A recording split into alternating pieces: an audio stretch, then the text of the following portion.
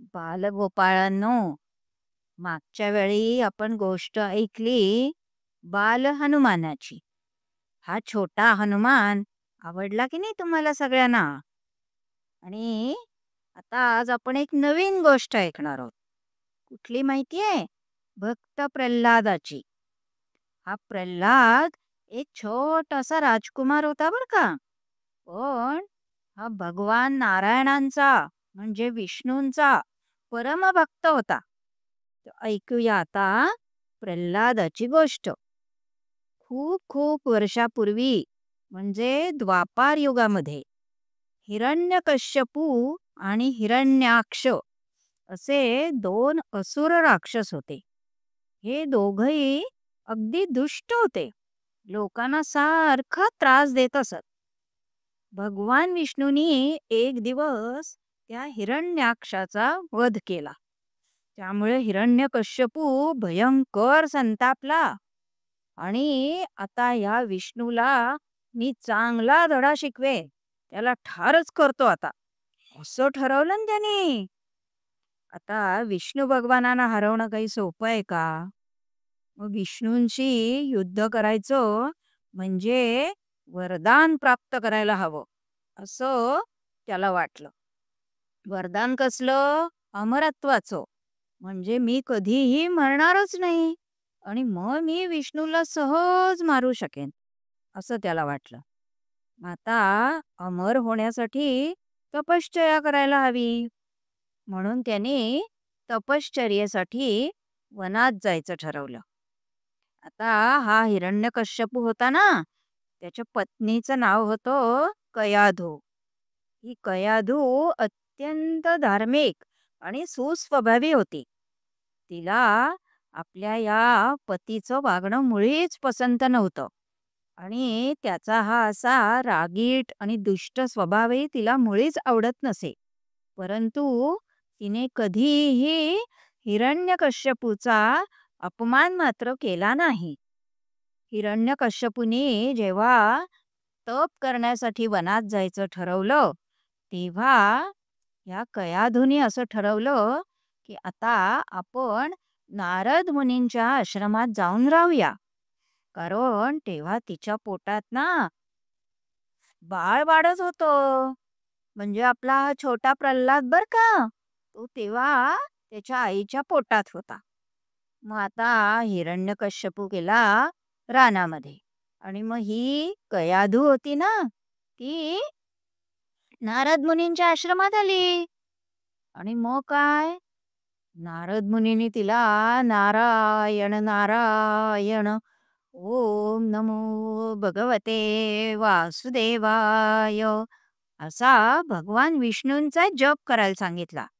भगवान विष्णूंची संपूर्ण कथा नारद मुनींनी तिला सांगितली. आता ही सगळी कथा कयाधूच्या पोटातील बाळाने पण ऐकली. त्यामुळे ते बाळ विष्णू भक्त बनलं. आणि इकडे हिरण्यकश्यपू कठोर तपस्या करत होता. कशासाठी? तर विष्णूला मारण्यासाठी.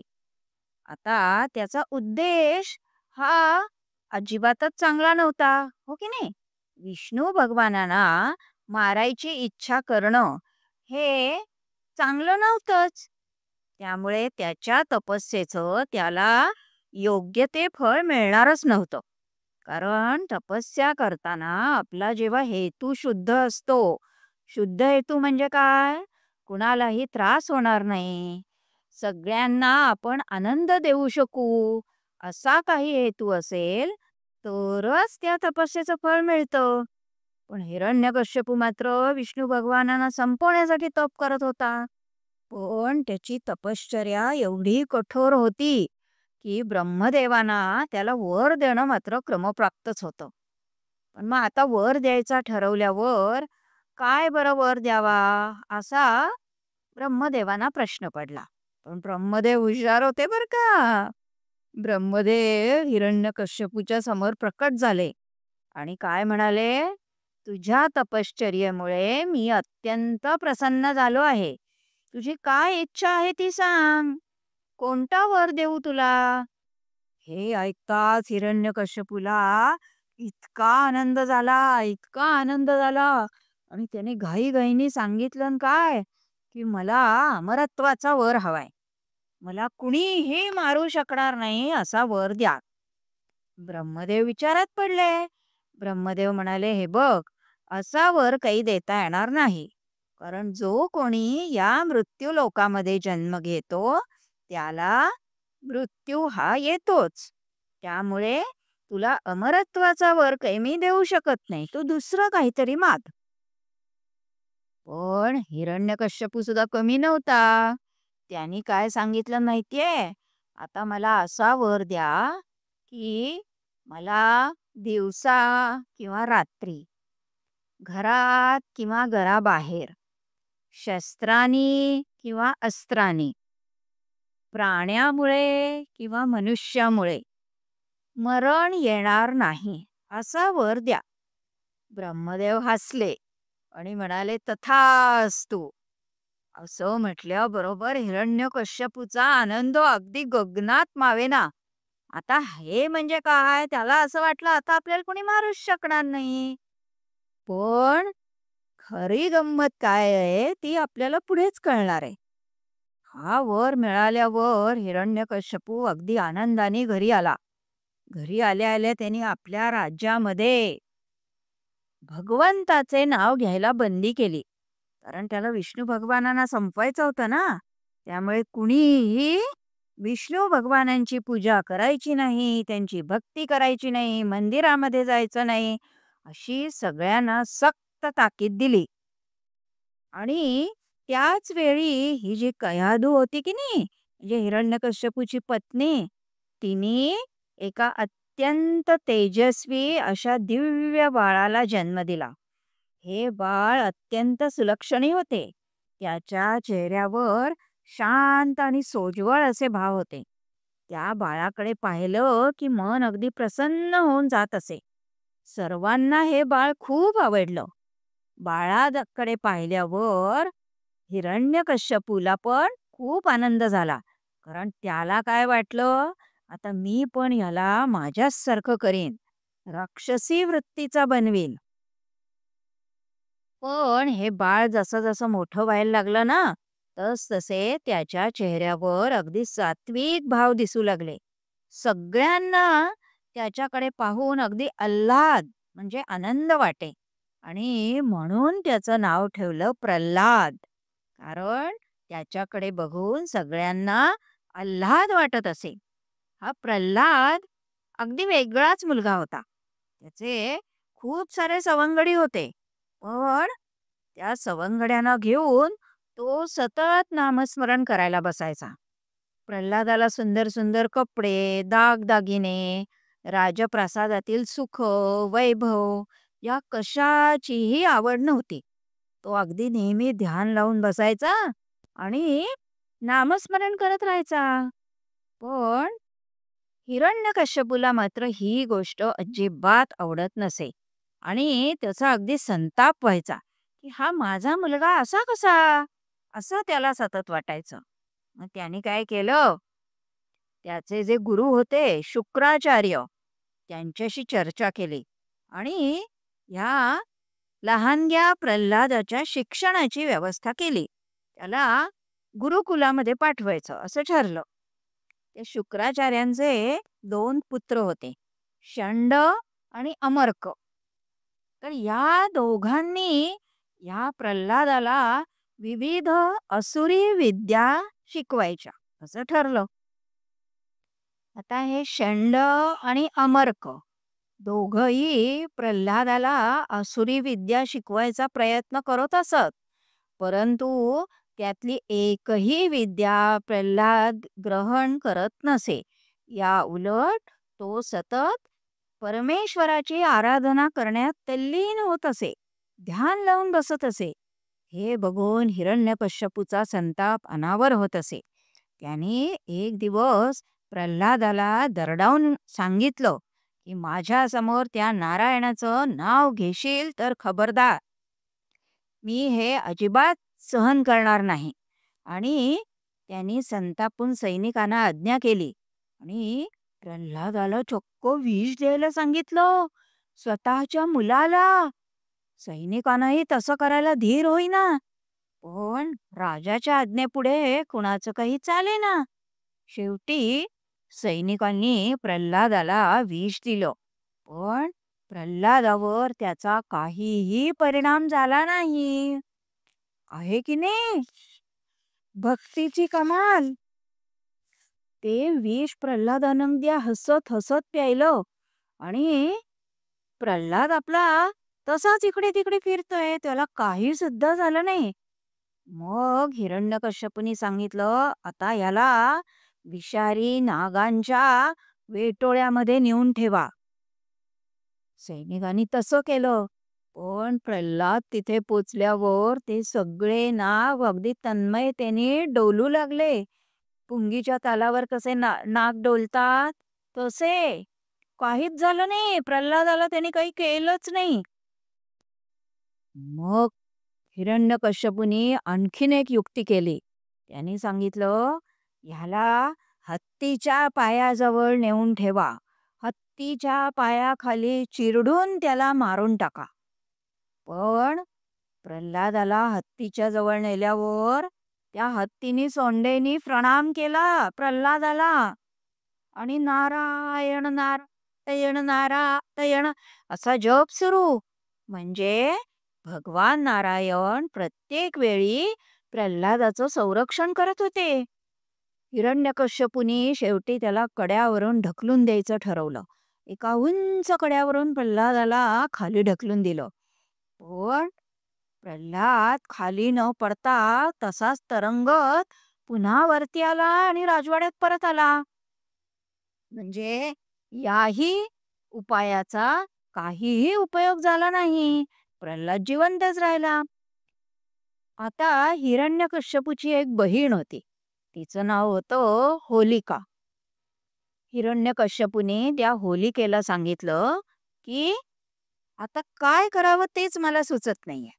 मग होलिका म्हणाली की हे बघ, मला काही अग्नीपासून भय नाहीये.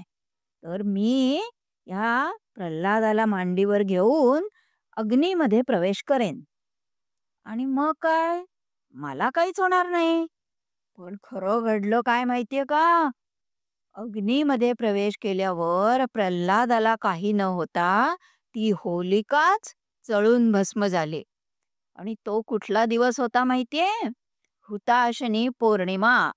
फाल्गुन पौर्णिमा आपण होळी पौर्णिमा म्हणून साजरी करतो की नाही?